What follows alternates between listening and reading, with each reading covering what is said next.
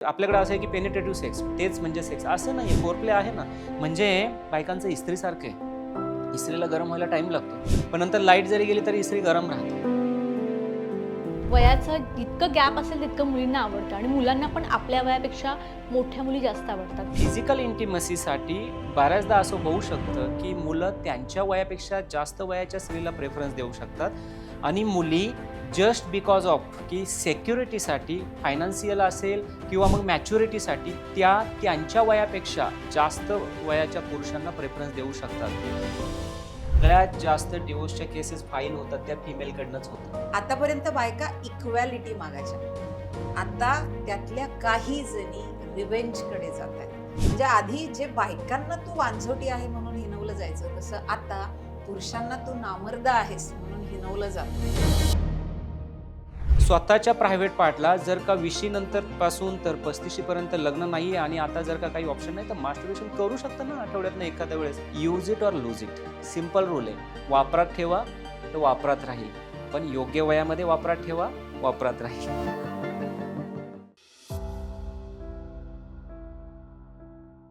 नमस्कार, मी हर्षाली आरोग्यावर बोलू काहीच्या नव्या एपिसोडमध्ये आपल्या सगळ्यांचं स्वागत करते.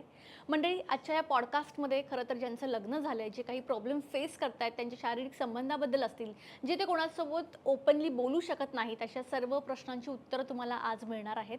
कारण का जर तुम्हाला प्रॉब्लेम कळालाच नाही काय तर तुम्हाला त्यावर सोल्युशन मिळणार नाही आणि वेळीच या गोष्टी आणि यावर ट्रीटमेंट होणं गरजेचं आहे. आणि त्यासाठीच आज आपल्यासोबत आहेत डॉक्टर संजय आणि कल्पना एरंडे. यांच्यासोबत आज आपण चर्चा करणार आहोत आणि ओव्हरऑल या सगळ्या प्रॉब्लेमवर काय सोल्युशन आहे हे जाणून घेणार आहोत. तुमचं खूप खूप स्वागत आहे. Thank you Lokmat Thank Sakhi you, team Lokmat या सखी. ठिकाणी आम्हाला इन्व्हाइट केल्याबद्दल. सो प्रश्न असा आहे की बऱ्याच मुलींचे असे प्रश्न आलेत की आपल्यापेक्षा जी मोठी मुलं असतात, वयाचं जितकं गॅप असेल तितकं मुलींना आवडतं आणि मुलांना पण आपल्या वयापेक्षा मोठ्या मुली जास्त आवडतात. तर आणि याच्यामध्ये काय होतं, फॅमिली सपोर्ट मिळत नाही की तुमच्या एजमध्ये एवढा गॅप आहे, पुढे जाऊन प्रॉब्लेम येतील.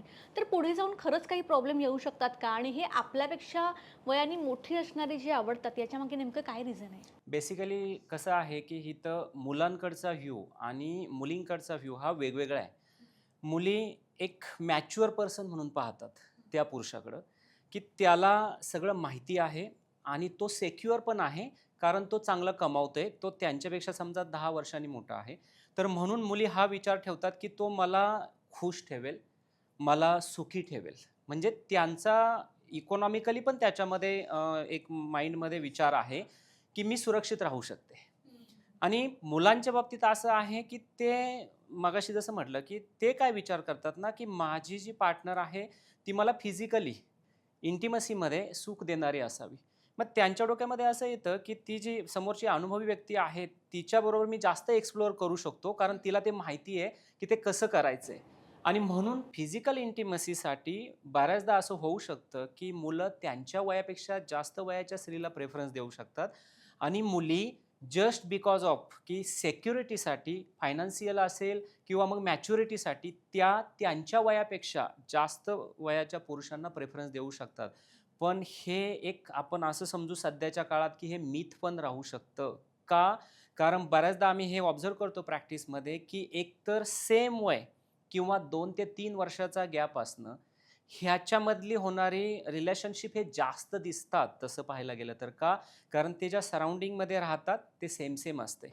तोच जर व्यक्ती मोठ्या वयाचा असेल तर ते त्या सराउंडिंगमध्ये तो नाही आहे. त्यांचे विचार जुळतीलच असं पण नाही आहे. त्यामुळे तुमचा हेतू क्लिअर असेल, की जर का ती मुलगी फक्त सिक्युरिटीसाठी आणि तो मुलगा फक्त फिजिकल इंटिमसीचा विचार करून करत असेल, तर ह्या वयाच्या अंतराने ते पार्टनर शोधू शकतात. का लग्न करतील ह्याची अजिबात गॅरंटी नाही. जस्ट बिकॉज ऑफ रिलेशनशिप म्हणून ते जवळ येऊ शकतात. अदरवाईज लग्नाचा जर विचार केला तर ह्याच्यामध्ये सध्याच्या काळामध्ये एकतर सेम वय असणं किंवा 2-3 वर्षाचा गॅप असणं अशा गोष्टी पण जास्त दिसतात.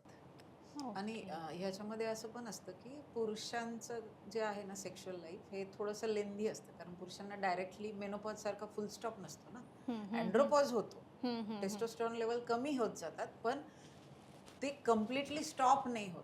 जोपर्यंत पुरुष ह्या जगात आहे तोपर्यंत टेस्टोस्टेरॉन बनतच राहतो. मग त्या फिमेलला असं वाटतं की जरी वय जास्त असलं तरी मला सेटलमेंट पण मिळते आणि मला माहिती आहे की हा माणूस अनुभवी आहे. म्हणजे काय, की ह्याला माहिती आहे मॅनेज कसं करायचं असतं, रिलेशनशिप म्हणा किंवा बाकीच्या गोष्टी म्हणा, हे पण आहे. आणि जरी मी मोठ्या वयाच्या व्यक्तीशी लग्न केलं ह्या सगळ्याचे फायदे पाहून, तरी माझं नुकसान नाही होणार आहे, कारण तो सेक्शुअली ऍक्टिव्ह राहू शकतो जास्ती वर्ष.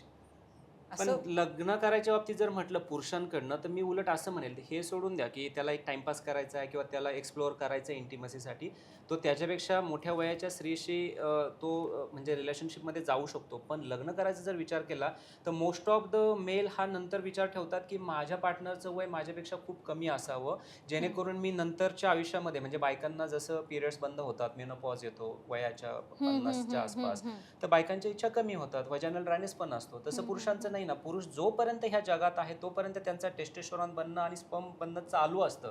म्हणजे 99 वर्षाचा म्हातारा असेल तरी त्याच्यात काही 1% का होईना इच्छा शिल्लक असते.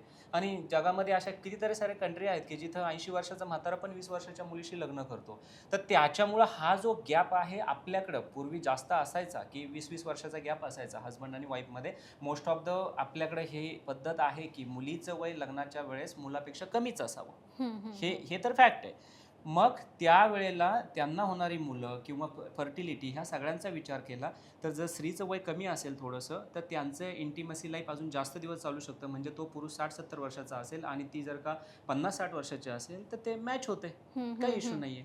वाईस वर्सा, तुम्ही हेतू काय ठेवता त्यानुसार लग्नाचं वय किंवा दोघांच्या वयामधला गॅप हे ठरू शकतं. पण पूर्वी यासाठी हा एक समज कारणीभूत होता की मेनोपॉज झाला म्हणजे माझी सेक्स लाईफ संपली बायकांसाठी. आता असं नाहीये. मेनोपॉज झाला तरी जर तुम्ही आधीपासून सेक्स लाईफमध्ये ऍक्टिव्ह असाल तर तुम्ही त्याच्यानंतर सुद्धा तुमच्या पार्टनरसोबत सेक्स लाईफ एन्जॉय करू शकता. त्यामुळे मला असं वाटतं की उलट समवयस्क किंवा खूप जास्त गॅप नसलेले पार्टनरसोबत सुद्धा तुम्ही मॅचअप करू शकता. फक्त एवढंच आहे की जेव्हा माझे हॉर्मोन्स कमी व्हायला लागतात तिथपासूनच मला मेनोपॉज नंतरचे प्रिपरेशन्स साठी तयार राहायला पाहिजे. मग मी माझी सेक्स लाईफ अगदी जोपर्यंत मी इथे आहे जगामध्ये तोपर्यंत एन्जॉय करू शकते. ट्रीटमेंट घेतली की हे सगळं पॉसिबल आहे. आरामशीर 70-80 वर्षापर्यंत. आमच्याकडे अशी जोडपी आहेत की नवऱ्याचं वय 78 आहे, बायकोचं 76 आहे. आठवड्याला एकदा त्यांचा इंटरकोर्स होतो. तुमच्या मानण्यावर आणि मेंटेन करण्यावर आहे. जर ठरवलं की आपल्याला ते कंटिन्युएशन ठेवायचं आहे तर तुमचं डाएट लाईफस्टाईल चांगलं ठेवा, एकमेकांचं रिलेशनशिप चांगलं ठेवा. हे कंटिन्युएशन ही 70-80 वर्षापर्यंत आरामशीर करता येतं. आणि समजा अडचणी येत असतील तर डॉक्टरांना भेटा, कारण त्यासाठी ट्रीटमेंट्स अवेलेबल आहेत. बरोबर.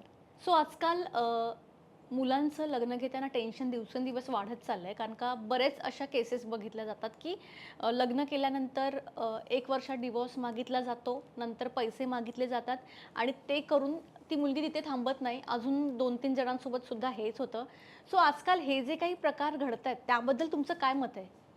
म्हणजे ॲलिमनी बद्दल बोलतायत. हां, म्हणजे लग्नानंतर स्वतःच लग्न करायचं, डिवोर्स घ्यायचा आणि मग पैसे काढायचे आणि मग बिझनेस टाईपमध्ये हे आता सुरू झाले आजकाल. हा, आता कसं आहे ना, हळूहळू जसं कलियुग पुढे चाललंय तसं तसं ज्या गोष्टीतून मला फायदा करणं शक्य आहे तिथं मी तो फायदा करणार, माझा पैसा मिळवणार आणि मला जे करायचं आयुष्यात ते करणार. हे सगळीकडेच आहे. मग त्याप्रमाणे काही मुलींची गँग, अर्थात त्याच्यात काही पुरुष लोक पण इन्व्हॉल्व असतात. बऱ्याचदा एखादा ज्याच्याजवळ धन दौलत चांगली आहे असा इसम बघायचा, कारण ती मुलगी छान दिसायला असते किंवा ती ज्या पद्धतीने प्रेझेंट करते, त्यानंतर मग त्याच्याशी लग्न करायचं. याच्यामध्ये अगदी फॅमिलीज पण इन्व्हॉल्व असतात. लग्न केलं की काहीतरी कारणं काढायची, डिवोर्स घ्यायचा आणि बिकॉज लग्न झालेलं तर तुम्हाला ॲलिमनी मिळते, पण ते पैसे घ्यायचे आणि पुढच्या आपलं सावज जे आहे ते हेरायला सुरुवात करायची. पण हे होण्यामध्ये सगळ्यात पहिला प्रॉब्लेम हा आहे की आपल्याकडे ॲलिमनी दिली का जाते फिमेल्सला. कारण पूर्वीपासून असं होतं की फिमेल जी होती ना ती ते घर, तिला होणारी मुलं आणि त्यांचं संगोपन हे सगळं पाहायचे. इवन पुरुष बाहेर जाऊन कमवायचे, बाकी तुमचे सगळे रिलेशन्स ती बाई हँडल करायची. मग तुमचे अगदी काका मामा मावशांपासून त्यांच्या घरातली कार्य असो, तुमच्या मुलांचं काही असो, हे सगळं पाहिजे. आणि ह्यासाठी तो पुरुष तिला सिक्युरिटी द्यायचा.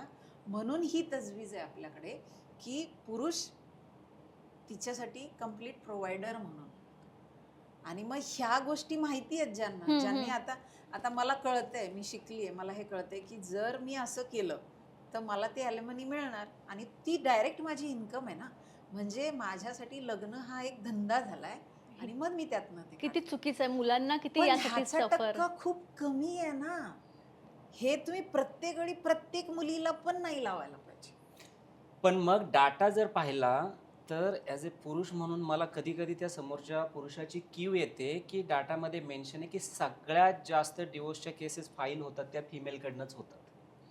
मेलकडनं नाही होत, कम्पॅरिझनमध्ये हा. फिमेलकडनं होतात. बरोबर. आणि त्यांचा तो मसाला रेडी असतो ते ऑब्लिगेशन टाकताना की ह्या पुरुषाकडनं काही होत नाही, म्हणजे हा नामर्द आहे, किंवा ह्याचे टेस्टिंग करा, ह्याच्या टेस्टिंगमध्ये पेशंट आले, तिकडची पार्टी इकडची पार्टी अशी असते, आणि डॉक्टर ह्या मुलाकडनं काही झालेलं नाही. ते अजिबात विचार करणार नाही की मुलीनं किती रिस्पॉन्स दिला, म्हणजे she should not behave like a dead body ना, म्हणजे इंटिमसी आहे तर दोघांनी मिळून करायची गोष्ट आहे ना ती सगळी.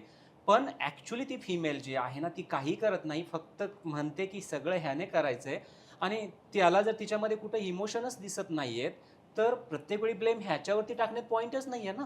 आणि म्हणून मग जेव्हा कोर्टामध्ये जातं हे सगळं प्रकरण, तर त्याच्यामध्ये त्या फिमेलकडनं हे ऑब्लिगेशन टाकले जातात. तसा वकील पण सांगतो की हा व्यक्ती सेक्स करू शकत नाही, हा व्यक्ती नामर्द आहे, आणि मग त्या पुरुषाला अजून जास्त टेन्शन येतं.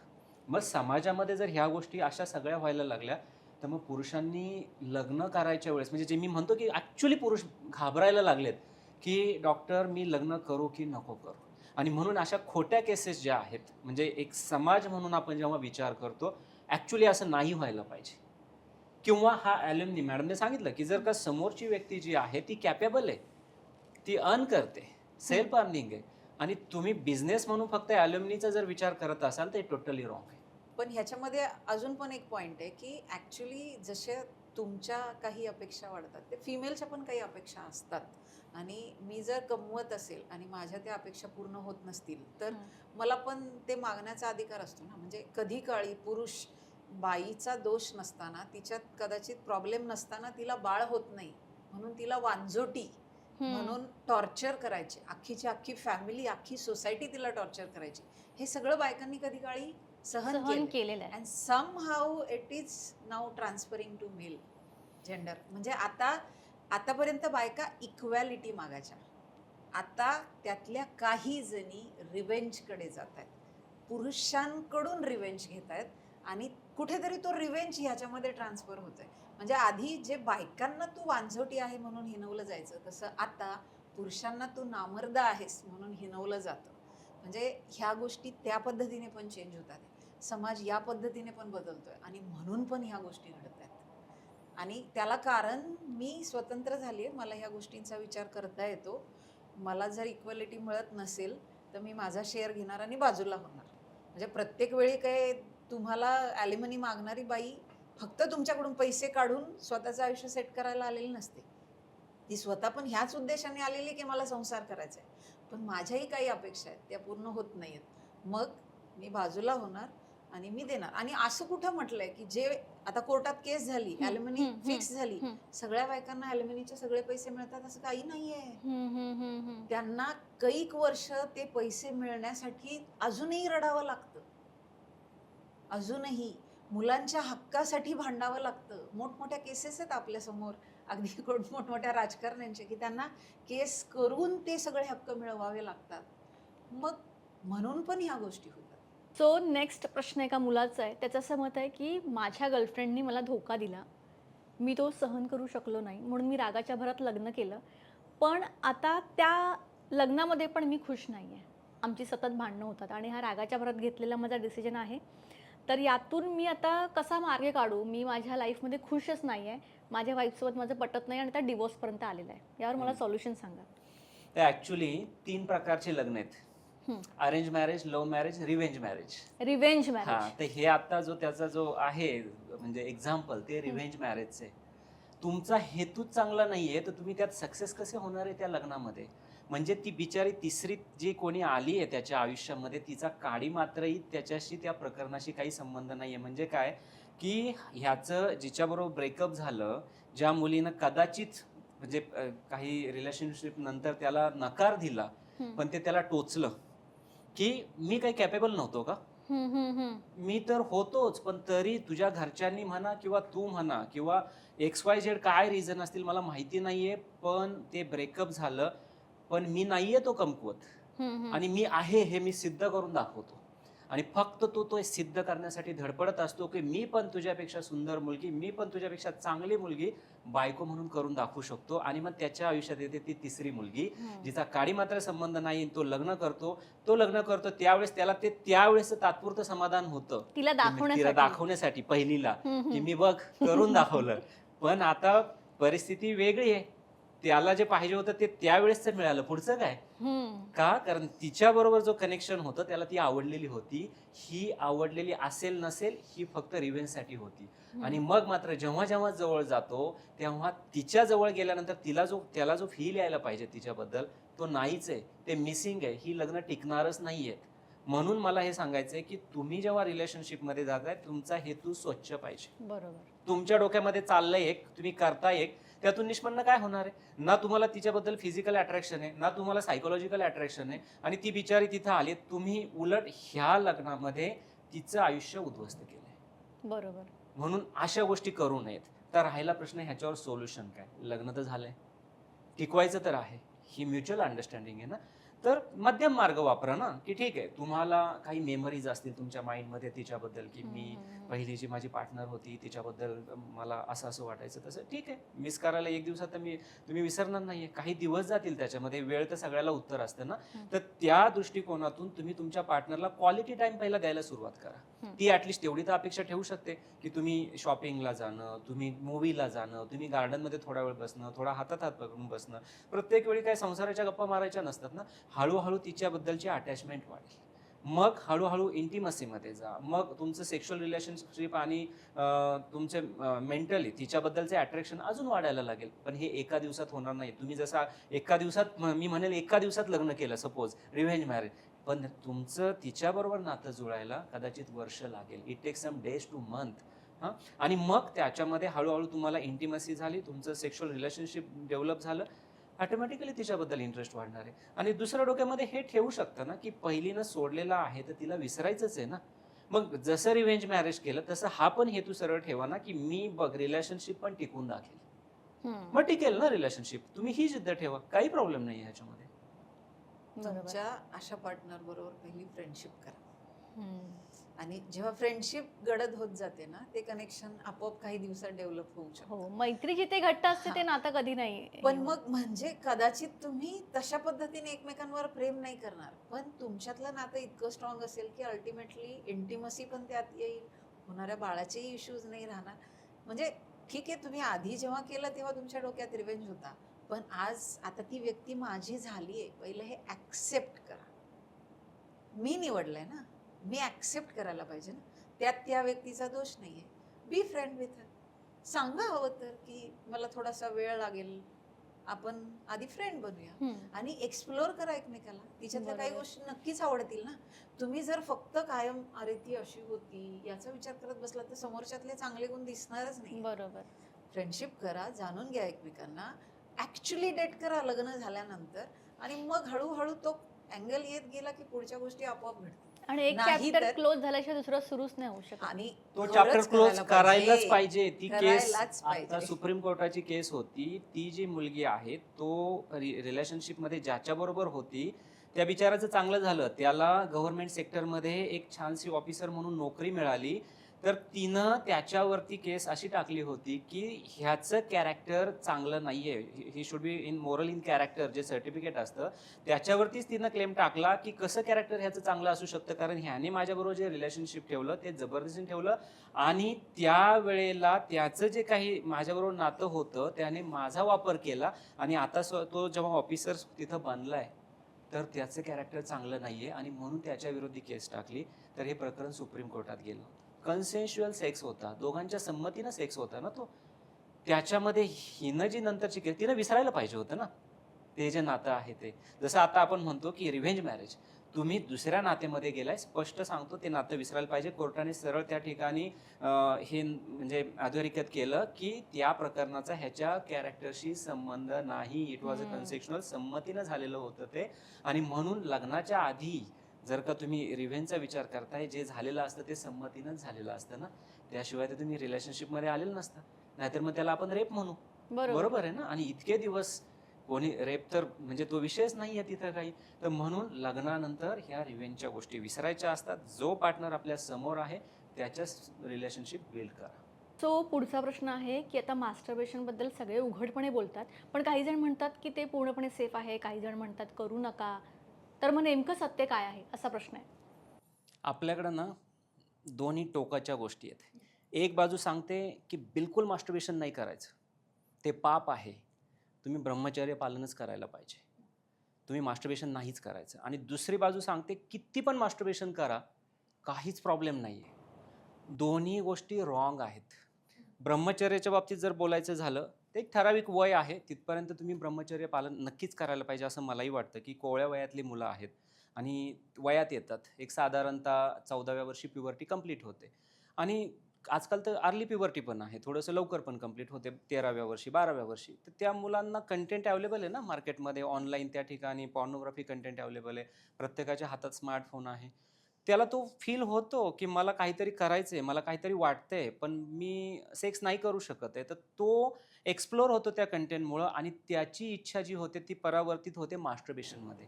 पण त्याला कुठंच गाईडलाईन नाही, त्याला कोणी सांगणारं पण नाही आहे. कदाचित तो लपून-छपून करतोय. आजकाल प्रायव्हेट बेडरूम असतात मुलांच्या, 10 वर्ष 11 वर्षाची पेक्षा मुलं मोठी झाली की स्वतः सेपरेट बेडरूममध्ये झोपतात. मग तो स्मार्टफोन आहे आणि मग त्या ठिकाणी त्याने ते पाहिलं की इच्छा होणार आहे, तो मास्टरबेशन करायला लागणार आहे. पण मग पॅरेंट्सने त्यांना सांगायला पाहिजे ना, की बाबा तू खूप कमी वयामध्ये आहे, तू 12-13 वर्षाचाच आहे. इतक्या लवकर मास्टरबेशन करणं तुझ्या हेल्थसाठी पण चांगलं नाही आहे, सायकॉलॉजिकली आणि फिजिकली. ॲक्चुअली आपल्या शास्त्रामध्ये म्हणजे थोडंसं आध्यात्मिक पाठीमागच्या काही पॉडकास्टमध्ये सुद्धा मला हे क्वेश्चन मास्टरबेशनबद्दल काही कॉमेंट्स आणि क्वेश्चन पण आलेले होते. त्याबद्दल मला आज विस्तृत बोलायचं होतं, की अध्यात्म किंवा आयुर्वेद हे सगळं काय सांगतंय, की आपले ज्या वयाच्या अवस्था आहेत, त्यातली पहिली जी अवस्था आहे म्हणजे की ब्रह्मचर्य पालन करणं. दुसरी जी अवस्था आहे त्या ठिकाणी गृहस्थ आश्रम. तिसरी अवस्था जी आहे वानप्रस्थ आश्रम. चौथा आहे संन्यास. तर हे वयाचे टप्पे आहेत. पूर्वी 25-25-25 ह्या टप्प्याने होतं, कारण तेव्हा 100 वर्ष माणसं जगायची. आता प्युबर्टी पण लवकर होते, लवकर वयात येतात आणि एक 70-80 वय ॲव्हरेज पकडलं. तर 18 ते 20 वय असं आहे, की तिथं तुम्ही ॲक्चुअली ब्रह्मचर्य पालन करायला पाहिजे. तुम्ही जरी वयात आले तरी स्वतःला थोडं कंट्रोल करा. कंट्रोल करणं काय, की जर नाही तुम्ही काही मास्टरबेशन केलं तर नाईट फॉल होणार आहे. म्हणजे ऑटोमॅटिकली डिस्चार्ज होणार आहे. दॅट इज ओके, नॉर्मल, ते नैसर्गिक आहे. आणि तुम्ही 12वी पर्यंत म्हणजे बेसिक्स एज्युकेशन जे आहे 12वी पर्यंत आपण पढतो, म्हणजे 18-19 वर्षाची होईपर्यंत, तर शक्यतो मास्टरबेशन टाळायला पाहिजे. तिथपर्यंत तर ब्रह्मचर्य पालन नक्कीच व्हायला पाहिजे. आणि जर का होत असेल किंवा आता कंट्रोलच नाही होत, तर कधीतरी करणं ठीक आहे, महिन्यातनं 2-3 वेळा वगैरे. त्याच्यापुढं मी असं म्हणेल, की आजकाल लग्न उशिरा होतात. पहिलं काय सांगितलेलं आहे आपल्याकडे, की वयात आल्यानंतर काही वर्षांमध्ये लग्न व्हायला पाहिजेत. आपल्याकडे लग्न आता आजकाल 35शी मध्ये होतात. मग त्या 20व्या वर्षापासून 35व्या वर्षापर्यंत त्याने करायचं काय? इच्छा तर होत आहेत, कंट्रोल पण होत नाहीये. आणि जर कंट्रोल नाही झालं तर तो प्रॉस्टिट्यूटकडे जाणार आहे किंवा कदाचित रेप होऊ शकतो कुठं. प्रॉस्टिट्यूटकडे गेलं तर त्या ठिकाणी एस-टी-डी, सेक्शुअली ट्रान्समिटेड डिसीजेस, ते होऊ शकतात. दुसरं, रेप तर अजिबात चांगली गोष्ट नाहीये. मग कंट्रोल करण्याचा मार्ग एकच आहे, तुम्ही स्वतःला मोकळं करा. आठवड्यातनं एक 20-21शी नंतर आठवड्यातनं एकदा मास्टरबेशन करणं ठीक आहे. जेणेकरून तुम्ही थोडंसं शांत होसाल, त्याच्यानंतर तुमचं अभ्यासाकडे लक्ष राहील. आणि त्याबरोबर असं नाही की ते एक्झॅगरेट म्हणजे कंपल्सिव्ह मास्टरबेशन म्हणतो, की जे दुसरी केस मी बोललो, की ते सांगतात की किती पण मास्टरबेशन करा. माझ्याकडे काही अशी मुलं आहेत, की जी ॲक्चुअली म्हणजे 28-30 वयापर्यंत गेली आहेत. आजपर्यंत एकदा पण सेक्स नाहीये, पण मास्टरबेशन मात्र दिवसातनं 10-10, 15-15 वेळा. त्या मुलाला त्याचा फ्रेंड घेऊन येतो, की डॉक्टर हा म्हणजे आता इतका कमजोर झालाय, की आम्ही त्याला बरोबर घेऊन आलोय. अध्यात्म किंवा आयुर्वेदानुसार म्हटलं तर 7 धातू, रस, रक्त, मांस, मेद, अस्थि, मज्जा, शुक्र. रस म्हणजे डाएटमधून जो लिक्विड ॲब्सॉर्ब होतो. त्याच्यापुढं blood, muscle, fat, bone, brain, spinal cord आणि शेवटचा शुक्र. शुक्र म्हणजे काय, तुमचं नुसतं वीर्य नाही. तुमचं बुद्धी, तेज, काम करण्याची ताकद, इम्युनिटी, इट्स इंडिकेट गुड शुक्र. सो सगळ्यात जास्त तुमच्या म्हणजे चेहऱ्यावरती जे तेज दिसतंय, तुमची जी ताकद दिसते, हे तुमचं चांगलं शुक्र आहे, ओज आहे, असं आयुर्वेद सांगतो. मग तुमच्या त्या शुक्राला तुम्ही जर का सेक्सच्या ऐवजी तुम्ही जर मास्टरबेशनमध्ये कमी वयात वापरलं, तर स्वाभाविक आहे की तुमच्या शरीरात ते बदल होणार आहेत. तुमची मेमरी कमी होणार आहे, तुमचा हेअर फॉल होणार आहे, तुमची बोन डेन्सिटी कमी होणार आहे, तुम्ही वीक होणार आहे. म्हणून कंपल्सिव्ह मास्टरबेशन कधीही चांगलं नाही. म्हणजे काय, ते मला केल्याशिवाय चैनच पडत नाही, ते व्यसन आहे.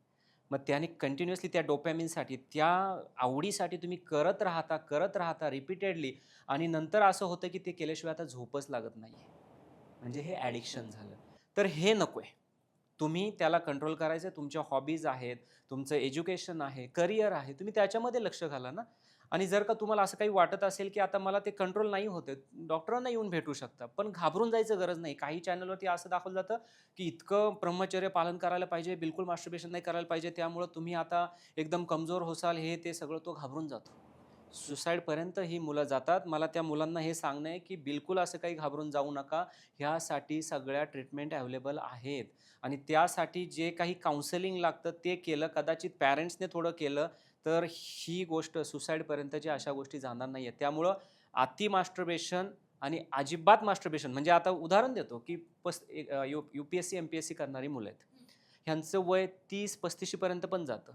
हे काय करतात की दोन्ही गोष्टी, एकतर आता की मला अभ्यास आहे, मला खूप टेन्शन आहे, मास्टरबेशन करायला लागतात.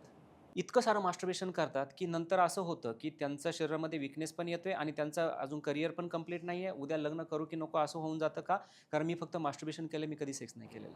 आणि दुसरी केस अशी आहे की बिलकुल मास्टरबेशन नाही आहे, काहीच नाही आहे. स्वतःच्या प्रायव्हेट पार्टला हात लावायची सुद्धा त्यांना भीती वाटते. माझ्यासमोर जेव्हा पेशंट येतात, मी म्हणतो लोकल एक्झामिनेशन करायचे, तुमचं पेनिस दाखवा, स्किन पाठीमागं घ्या. स्वतःच्या पेनिसला हात लावायला, स्किन मागं घ्यायला सुद्धा लटलट करतात. काही तर पेशंट असे आहेत, स्किन मागं घ्यायला लावली तर चक्कर येऊन पडलेले आहेत. ही शोकांतिका आहे. ऑडियन्सला मला हे सांगणं आहे की तुम्ही स्वतःच्या प्रायव्हेट पार्टला, जर का 20 नंतर पासून तर 35 पर्यंत लग्न नाहीये आणि आता जर का काही ऑप्शन नाही, तर मास्टरबेशन करू शकता ना आठवड्यातनं एखाद्या वेळेस. काही प्रॉब्लेम नाही आहे. ॲटलिस्ट तुम्हाला हे कळेल तरी की पेनिसमध्ये हार्डनेस कसा येतो, इजॅक्युलेशन कसं होतं, स्किन मागं जाते की नाही जाते, आणि ह्याच्यामुळे उद्या जेव्हा लग्न करायला जाणार आहे तेव्हा काहीतरी कॉन्फिडन्स तर असेल. म्हणून दोन्ही गोष्टी होणार आहेत, ओव्हर मास्टरबेशन आणि बिलकुल काहीच न करणं, की जे ठराविक वयानंतर, मी अगोदरच्या कोवळ्या वयात बिलकुल मास्टरबेशन रिकमेंड नाही करत आहे. एक 17-18 वर्षापर्यंत तर बिलकुल करू नये, नाईटफॉल झाला तर चालतंय. पण त्याच्या पुढं तुम्ही आठवड्यातनं एखाद्या वेळेस मास्टरबेशन करू शकता, जेणेकरून तुमची हेल्थ पण मेंटेन राहणार आहे. का? कारण तुम्ही त्यावेळेला तुमचं थोडंसं लक्ष डायव्हर्ट होतं इच्छा झाल्यानंतर, की जसं साध्या गोष्टी आहेत. आपला स्मार्टफोन आहे, स्मार्टफोनमध्ये तुम्ही काही पण जर का बघायला गेलं तर कुठं ना कुठं थोडंसं पॉर्नोग्राफी कंटेंट येऊ शकतो. तुम्ही रस्त्यावरून चाललेत, एखादी टाईट जीन्स घातलेली मुलगी दिसते, तुमच्या इच्छा कंट्रोल तुम्हाला नाही होणार आहेत. मग तुमच्याकडे ऑप्शन काय? लग्न तर आजकाल लग्न उशिरा होत आहेत, आणि कदाचित गर्लफ्रेंड पण वगैरे कोणी नाहीये, कदाचित त्याला कॉन्फिडन्स पण नाहीये की मी कुठं जाऊन करू शकतो, तो मास्टरबेशनच करणार आहे. त्याच्यात काही रॉंग नाहीये. तर म्हणून मला हे सांगायचं आहे की तुम्ही ठराविक लिमिटमध्ये आणि आपलं वय पाहून लग्नाचं जे काही किंवा सेक्स कधी होणार आहे, जर का आता काही लोक असे आहेत की ते मिलिटरीमध्ये आहेत, घरापासून दूर राहतात, सेक्सचा ऑप्शन नाही आहे, आणि आज समजा 30-40 वय आहे, मी सांगतो की लग्नानंतर मास्टरबेशन नाही करायला पाहिजे, बायकोच नाही आहे बरोबर आणि सेक्सचा ऑप्शन त्यांच्याकडे आता तो नाही आहे, तर ते मास्टरबेशन करू शकतात 8-10 दिवसातनं एखाद्या वेळेस. Use it or lose it, simple rule आहे. वापरात ठेवा तर वापरात राहील, पण योग्य वयामध्ये वापरात ठेवा, वापरात राहील. वयाचं लिमिटेशन सगळीकडेच आहे. बरोबर. बायकांच्या बाबतीत जर बोलायचं झालं तर मुलींना मास्टरबेशन करण्याच्या ठराविक पद्धतींची फक्त सवय असते. म्हणजे क्लायटरल स्टिम्युलेशन म्हणा किंवा सेंट्रिबेशन, म्हणजे थाईजमध्ये स्वतःचा प्रायव्हेट पार्ट रब करणं. तर ह्या गोष्टी किंवा इवन बेड रबिंगसुद्धा, ह्या गोष्टींची सवय लागली ना की त्या गोष्टी झाल्याशिवाय मला सॅटिस्फॅक्शन मिळत नाही, आणि त्या गोष्टी एका ठराविक इंटेन्सिटीने ठराविक वेळ करत राहिल्या की मला फुलफिलमेंट झाल्यासारखं समाधान येतं. हे जेव्हा मला मागच्या अनुभवात माहीत असतं ना, तेव्हा पार्टनरसोबत जो सेक्स होतो त्याच्यामध्ये ते सॅटिस्फॅक्शन मिळत नाही. याच्यामुळे बऱ्याचदा मग प्रॉब्लेम होतात की नंतर अरे म्हणजे जे मी आधी करत होते माझ्या बॉडीसोबत, तिथे उलट मी खुश राहत होते, मला तो एंड पॉईंट मिळत होता. पण आता एवढं म्हणतात सगळे सेक्स सेक्स सेक्स, आणि सेक्स करायला गेलो त्यातनं ते मिळतच नाही आहे. ॲक्च्युली सेक्समधला पेनिट्रेटिव्ह सेक्स हा फक्त एक भाग आहे. त्याच्यामध्ये अजून बाकीच्याही गोष्टी असतात ज्या करायला लागतात, आणि त्या करण्यासाठी एका मुलीने किंवा एका वयात आलेल्या मुलीने जास्त स्पेसिफिकली स्वतःला एक्सप्लोअर करण्यात गैर नाही आहे. फक्त ते एक्सप्लोरेशन इतक्या एक्सटेंटला नाही न्यायचं की मला ते केल्याशिवाय समाधानच मिळणार नाही, आणि तुम्हाला एका ठराविक पद्धतीने ते समाधान मिळवायची सवय लागलेली असते.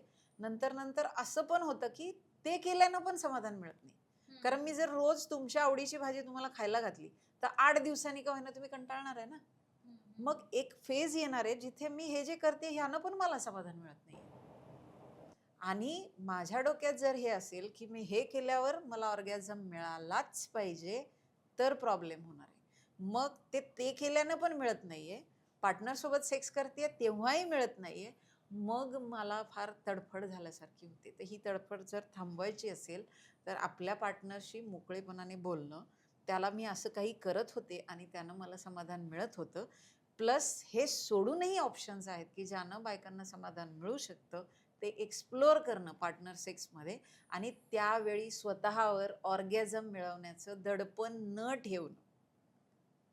तो जो ॲक्ट आहे त्याच्यामध्ये मला फुल समाधान मिळालंच पाहिजे हे प्रेशर घेऊन जेव्हा मी करते तेव्हा ते होत नाही तोपर्यंत, ते दिसत नाही तोपर्यंत मी फक्त ते करत राहणं, ह्याने ती गोष्ट एक टेक्निकल होते. मी ती गोष्ट एन्जॉय करत नाही किंवा माझे त्यात इमोशन्स राहत नाहीत आणि म्हणून मग ती मला समाधान देत नाही. पुरुषांमध्ये आता मॅडमने जसं सांगितलं ऑर्गॅझम, मास्टर्बेशनची ज्या मुलांना सवय असेल, जसं की ज्यांचं लग्न उशिरा झालं किंवा ज्यांनी त्यांच्या आयुष्यातला पहिला सेक्सच 30शी नंतर चालू केलेला आहे, तसं तर मी रिकमेंड करेल की आयुष्यातला पहिला सेक्स हा 21 ते 29 वयामध्येच झाला पाहिजे ॲक्च्युली, की जो नॅचरली तुम्ही चांगल्या पद्धतीनं करू शकता.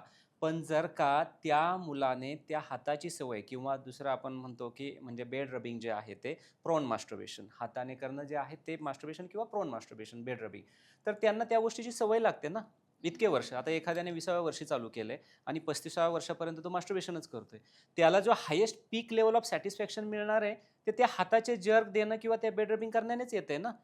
ॲक्च्युली पेनिस वजायनासाठी बनवलेलं आहे, वजायनामुळे पेनिसला प्रॉब्लेम नाही आहे, पण डेफिनेटली हँड किंवा बेड रबिंगमुळं तिथले जे सेन्सर्स आहेत ते त्या हाताला आणि त्या बेडला इतके यूज टू होतात की नंतर त्याला असं होतं की ते करण्यानेच फक्त इजॅक्युलेशन होऊ शकतं, वीर्य निघू शकतं. म्हणजे उद्या लग्नानंतर जेव्हा तो पार्टनर बरोबर तिथं जातोय, वजानामध्ये एंट्री करतोय, त्याला तो फील येतच नाही आहे. कारण मास्टर्बेशन करताना जे रगडणं होतं जोरामध्ये, तिथं तो प्रेशर त्याला मिळत नाही आहे वजानामध्ये आणि highest peak level of satisfaction होत नाही, त्यामुळे इजॅक्युलेशनही होत नाही. मग खूप सारे असे कपल असे आहेत की जे ॲक्च्युली त्यांचा सेक्स झालाय पण आता वीर्य निघत नाहीये वजायनामध्ये, त्यामुळे प्रेग्नन्सीच राहत नाहीये. मग त्याला रिझन आहे मास्टर्बेशन. का? कारण हाताची किंवा बेड रबिंगची सवय लागलेली होती, म्हणून highest peak level of satisfaction मिळत नाही. म्हणून इतके दिवस नका लावू रे बाबांनो 15-20 वर्ष, की जिथं तुमच्या निसर्गाने जे लिंग दिलंय योनीसाठी ते कधी आयुष्यात वापरताच नाही येणार. का? कारण तुम्ही फक्त वेगळ्याच कारणासाठी ते वापरलं. सो नेक्स्ट क्वेश्चन आहे एका महिलेचं आहे जिचं वय आहे 45. सो त्यांचं असं मत आहे की इतके दिवस आता माझं लग्न झालं सगळं ठीक आहे, पण जेव्हा मी माझ्या मैत्रिणींसोबत बाहेर फिरायला गेले तेव्हा आमचं जे काही डिस्कशन झालं त्यानंतर मला असं कळालं की आमच्यामध्ये इतके दिवस जे शारीरिक संबंध होत होते ते चुकीचे होते. कारण मला आत्तापर्यंत वाटायचं की त्यांचं झालं म्हणजे माझं पण मला मैत्रिणींकडून कळालं की हे चुकीचं आहे. मग नेमकं खरं समाधान म्हणजे काय? तर आता इथं असं आहे की ह्यांना ते जे नॉलेज आहे ते वयाच्या 45ला गेल्यानंतर मिळालं. कदाचित ती पिढी मिलेनियल जनरेशनची आहे, जे की आजकाल जेनझी किंवा ह्या जनरेशनला कळतं की समोरच्याचं झालं म्हणजे आपलं झालं असं नाही आहे. माझं पण एक ऑर्गॅझम असतो, माझा पण एक टाईम असतो. There are 3 types of the female. असं समजा तुम्ही की पहिली कॅटेगरी अशी आहे 15% वाली, की त्या फिमेलचं असं आहे की नवऱ्याने किंवा पार्टनरने 1 मिनिटात केलं तरी ती सॅटिस्फाईड आहे. फक्त 100रातल्या 15% फिमेल त्याच्यामध्ये येतात. लग्न होताना आपल्याकडे असं कोणी, "अरे तुझा टायमिंग किती आहे? माझा किती टायमिंग आहे?" असं पाहून लग्न नाही होत आहे. असं जर कोणी विचारलं तर आपल्याकडे लग्नच नाही होणार आहे. प्रॉब्लेम तो आहे. त्यामुळे जे मिळतं ते गळ्यात पडतं असं म्हणून ते ॲडजस्ट करून घ्यायचं. तर तसं त्या स्त्रीनं ते 45व्या वर्षापर्यंत ॲडजस्ट करून घेतलं. पण मैत्रिणीनं जेव्हा नॉलेज दिलं तेव्हा तिच्या लक्षात आलं की माझी 25 वर्ष वायाच गेली. म्हणजे ही जी पहिली कॅटेगरी होती त्यात ती नाहीच. दुसरी कॅटेगरी अशी आहे जी ॲव्हरेज कॅटेगरी 70% वाली, की त्या बायकांना किंवा त्या फिमेलला वाटतं की 70% फिमेल आहे की ॲटलीस्ट 5 ते 15 मिनिट व्हायला पाहिजे. म्हणजे after insertion inside vagina. That is a start stop technique. Fast केलं तर लवकरच निघणार आहे, पण ॲटलीस्ट स्टार्ट स्टॉप करून व्हावं. आणि एक तिसरी पण कॅटेगरी आहे 15% वाली एक्स्ट्रीम, की जिथं तिच्या पार्टनरने एक 45 मिनिटं जरी केलं तरी तिला वाटतं तासभर व्हावं, दिवसातून 2-3दा व्हावं. It depends on your partner what's you want.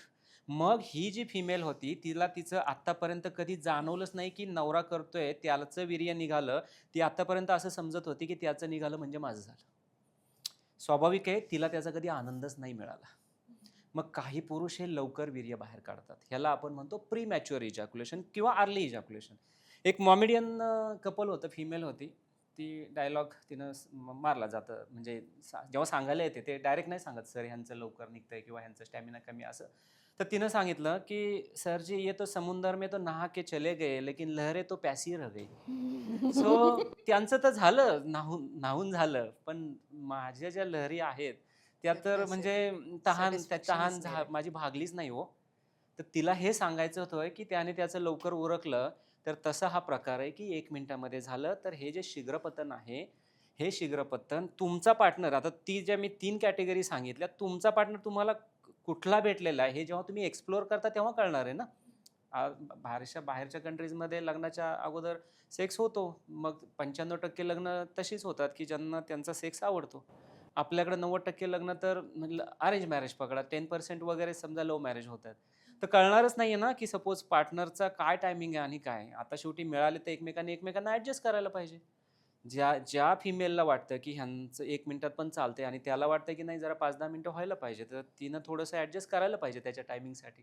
आणि ज्या फिमेलला वाटतं की नाही ह्याचं टायमिंग काहीच नाहीये, माझा पहिला पार्टनर तर तो कसला छान, किती जास्त वेळ आणि राउंड्स. राउंड्स म्हणजे काय की एकदा वीर्य निघालं की परत हार्डनेस येणं. आता ती जी 45 वयाची बोलते, नवऱ्याचं वय कदाचित 45 ते 50 असेल. त्या वयामध्ये ॲव्हरेजली असं असतं की एकदा वीर्य निघालं, मी हे ॲव्हरेज पॉप्युलेशनबद्दल बोलतोय. पूर्वीच्या पॉडकास्टमध्ये काहींचे असे एकदम रुबाबदारमध्ये, मी एका रात्री 3-3दा वयाच्या 50व्या वर्षी. हो, असू शकतं. काही एक्सेप्शनल केसेसमध्ये असं असतं की एकदा वीर्य निघालं तर 50व्या वर्षीसुद्धा 3 राउंड्स होऊ शकतात. पुढचा राउंड 10 मिनिटांनी त्याच्यापुढे. पण ॲव्हरेज पॉप्युलेशनमध्ये ह्याला आपण मेडिकल टर्ममध्ये म्हणतो रिफ्रॅक्टरी पिरियड, की 35शी नंतर एकदा वीर्य निघालं तर पुढची ताठरता येण्यासाठी कदाचित अर्धा तास 2 तास लागू शकतात. समोरची व्यक्ती तेवढा वेळ थांबू नाही शकत आहे, झोपून जाणार आहे. तर म्हणून पहिलाच राउंड जास्त वेळ चालला पाहिजे. म्हणजे ती जे म्हणते 1 मिनिटात झालं, तर त्यासाठी ह्यांनी स्टार्ट स्टॉप करून सेक्स करायला पाहिजे. फोरप्ले होतो. फोरप्लेमध्ये आपल्याकडे असं आहे की पेनिट्रेटिव्ह सेक्स तेच म्हणजे सेक्स असं नाहीये. फोरप्ले आहे ना, बायकांमध्ये कानाची पाळी, मानेचा पार्ट, निप्पलचा पार्ट, थाईजचा पार्ट, व्हजानाचा पार्ट, बट्सचा पार्ट, इथं खूप सारे सेन्सर्स आहेत. तुम्ही त्यांना फोरप्लेमध्ये तिथं टच करा ना, त्यांना ते छान वाटणार आहे, लुब्रिकेशन होणार आहे. म्हणजे बायकांचं इस्त्रीसारखं आहे. इस्त्रीला गरम व्हायला टाईम लागतो. पण नंतर लाईट जरी गेली तरी इस्त्री गरम राहते. तुम्ही तिला उचकून देणार आहे ना, तर तुम्ही सेक्स करण्याच्या आधीच उचकून द्या ना. म्हणजे ॲक्चुअली तुमचं जेव्हा इजॅक्युलेशन होणार आहे, तेव्हा तिचं कंप्लीट होत येणार आहे. तुम्ही डायरेक्टच एंट्री. ती तयारच नाहीये, पण एंट्री करताय तर तुम्ही तिला उचकून देताय. म्हणजे ती जेव्हा तयार होते तेव्हा तुमचं संपलेलं असतंय. मॅच नाही होणार आहे. मॅच जर करायचा असेल तर पेनिट्रेटिव्ह सेक्सच्या अगोदरच्या फोरप्लेच्या गोष्टी पण शिकून घ्या. एंट्री केल्यानंतर स्टार्ट स्टॉप टेक्निक सिंपल आहे. प्रत्येक पुरुषाला अगोदर कळतं की माझं इजॅक्युलेशन होऊ शकतं आता. त्यांनी जर्क थांबवायला पाहिजेत. पार्टनर साईडनं पण त्यांना सांगायला पाहिजे वाईफला की हां, थांब हालू नको. आता मला एक्साइटमेंट आली आहे. मग असं डिफरंट पोझिशनला होऊ शकतं आणि तरी नाही कंट्रोल होतंय, काउन्सिलिंग असतं, ट्रीटमेंट असते. सो ती जी 45 वर्षाची स्त्री आहे की जिला वाटतं आता की 1 मिनिट नाही, जरा अजून थोडं जास्त वेळ व्हायला पाहिजे. काउन्सिलिंग ट्रीटमेंट अवेलेबल आहे आणि हे सगळं होऊ शकतं. ओके. ॲक्च्युली सॅटिस्फॅक्शन किंवा ऑर्गॅझम ह्याच्यामध्ये ना रिलेटिव्ह जे आहे ना 2 पार्टनरमधला गॅप तो किती मोठा आहे याच्यानुसार ह्या गोष्टी बदलतात. म्हणजे जर एखादी फिमेल तिला त्या 4-5 मिनिटाच्या सेक्समध्येच समाधान मिळत असेल, तर तिच्यासाठी 5 ते 7 मिनिटं सेक्स करणारा नवरा एकदम चांगला आहे. पण जर तिचं समाधान व्हायला 10-15 मिनिटं लागतायत आणि तिच्या पार्टनरचं 1-2 मिनिटातच होत असेल, तर ऑब्व्हियसली तिथे पार्टनरला प्रीमॅच्युअर इजॅक्युलेशन, कारण प्रीमॅच्युअर इजॅक्युलेशन ही रिलेटिव्ह टर्म आहे. म्हणजे काय, माझं किंवा माझ्या पार्टनरचं समाधान होण्याच्या आधी जर इजॅक्युलेशन झालं, then that is called as premature. आता ह्या लेडीजच्या बाबतीत काय, जर तिला तेवढ्या ह्याच्यामध्ये समाधान मिळत होतं, तर लेट इट बी, तुम्हाला कमी वेळेत सुद्धा समाधान मिळू शकतं. हे अपेक्षांचं ओझं जेव्हा आपण वाढवतो ना, एक्सपेक्टेशन, आतापर्यंत मला हे माहीतच नव्हतं. म्हणजे माझी ही अपेक्षाच नव्हती, मग पार्टनरने तसं परफॉर्म करण्याची प्रत्येक वेळी गरजच होती असं काही नाही. आता जेव्हा मला कळालं कुणाकडून तरी की असं असतं, मग माझी अपेक्षा वाढली आणि मग मला असं वाटतंय की माझं पार्टनर केपेबल नाही. सो आतापर्यंत जे झालं ते वाईट नाहीये. तुम्ही अपेक्षा वाढवल्यात, पण मग जर आता तुमच्या अपेक्षा वाढवल्यात, तर मला असं वाटतं की तुम्ही पार्टनरशी बोला. माझ्या अपेक्षा वाढतायत, मला अजून वेगळं काहीतरी करायचंय, मला अजून अनुभव हवाय आणि मला त्या पद्धतीचं सॅटिस्फॅक्शन हवंय. जे आधी केलं ते ठीक आहे, आता मला वेगळं पण हवंय. मग तिथे तुम्ही एक्सप्लोअर करा ना. एकमेकांच्या बॉडी पार्ट्सला एक्सप्लोअर करा, टच एक्सप्लोअर करा. माझ्या बॉडीला मी टच केल्यावर, पार्टनरने टच केल्यावर कसं वाटतंय, कशा पद्धतीने केलं की छान वाटतंय, हेच सांगा पार्टनरला, त्याच्याकडून करून घ्या. वेगवेगळ्या प्रकारच्या गोष्टी सेक्समध्ये इंट्रोड्यूस करा. आणि मग जेव्हा तुम्ही हे दोघं मिळून करता ना, एकमेकांना ब्लेम न करता, तेव्हा मग हा गॅप भरता येतो. पण जर ब्लेम गेम खेळलात तर मग अल्टिमेटली काय होतं ना, समोरच्यावरती त्याचं प्रेशर येतं, अरे मी नाही करू शकत हे, मग नाही होणार. आणि पुरुषांमध्ये तर अँझायटी बसली तर त्यांना इरेक्शन नाही येणार, इरेक्शन नाही येणार तर सेक्सच नाही होणार. म्हणजे गोष्टी बिघडतील ना. त्यापेक्षा बसा, बोला, वेगवेगळ्या गोष्टी ट्राय करा आणि हा जो काही गॅप वाटतोय तो भरून काढा. सेक्स स्टॅमिना, टायमिंग ॲक्च्युली ह्याच्यात कम्पॅरिझन नाही व्हायला पाहिजे. म्हणजे की जसं आता त्या फिमेलने सांगितलं की बाकी फिमेल असं असं म्हणतात, तर ते त्या कपलचं सेक्शुअल लाईफ आहे ते त्यांच्यासाठी आहे ना. पुरुषांमध्ये कधी कधी खूप मित्रांमध्ये बढाया मारल्या जातात. अरे बघ, मी असे ग्रुपमध्ये बसले ते चर्चा करायला, हा काही बोललेला नसतो ॲक्च्युली, पण तो दुसरा जो आहे ना तो सांगून येतो, मी ना गेलो होतो आज कदाचित तिकडं गेलो आणि मी ते एवढं केलं, तेवढा वेळ केलं, इतके राऊंड्स केले. आता हा जो चौथा आहे त्यांच्यातला, त्या बिचाऱ्याने कदाचित कधीतरी केलं तर लवकरच निघणार आहे. पण समोरचा मित्र तर एवढं सांगतोय की मी एवढे प्रताप करून आलो, तर ह्याला इकडं मनातल्या मनातच घाम फुटतो की अरे हे कसले भारी आहेत आणि माझं काहीच नाही आहे. तो टेन्शनमध्ये जातो. ॲक्च्युली तो जो करत असतो त्याचं कदाचित ॲबनॉर्मल नसतं, पण समोरचा व्यक्ती जो सांगतोय तो एक्झॅगरेटेड स्वरूपामध्ये सांगत असतो त्या ग्रुपमध्ये. मग मात्र ह्याला टेन्शन येतं. आणि हे जे कंपॅरिझन आहे ना, कदाचित त्याच्या बायकोने आजपर्यंत कधी बोललेलं नाही आहे ह्या चौथ्याला की तुमचा स्टॅमिना कमी आहे किंवा तुमचा स्ट्रेंथ कमी आहे. पण मित्र जे सांगतोय ते ऐकल्यानंतर मात्र ह्याला टेन्शन येतं. आणि ॲक्च्युली ह्याच्या सेक्शुअल लाईफमध्ये बायकोबरोबर प्रॉब्लेम नसताना फक्त मित्राच्या बढायाच्या सांगण्याने ह्याला सेक्शुअल प्रॉब्लेम चालू होतो. सो म्हणून आपण कुणाचं किती ऐकावं ह्याला काही लिमिटेशन आहेत. समोरचा सगळं खरं सांगत असतो अशातला काही भाग नाही आहे. बरोबर. हो, कधी कधी एक्झॅग्रेटेड पण सांगितलं जातं. तर तुम्ही या ठिकाणी याला इतकं चांगलं मार्गदर्शन केलं. खरं तर याची आता सध्या गरज आहे, कारण का याबद्दल इतकं ओपनली बोललं जात नाही. त्यासाठी तुमचे विशेष आभार. Thank you Lokmat Thank Sakhi you, team Lokmat या सखी. ठिकाणी आम्हाला इन्व्हाइट केल्याबद्दल खूप खूप धन्यवाद.